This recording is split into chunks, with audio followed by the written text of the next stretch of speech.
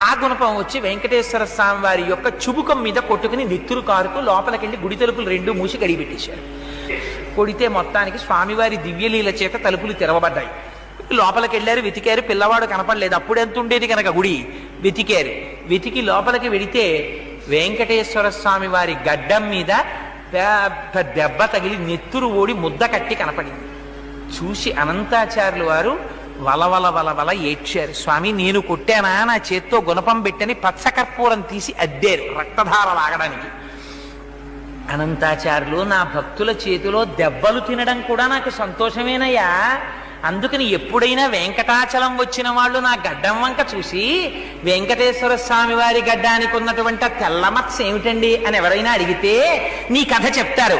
నీ కథ చెప్పిన నాడు నేను పరవశించిపోతాను, పొంగిపోతాను, మనసులో ఆనందపడిపోతాను.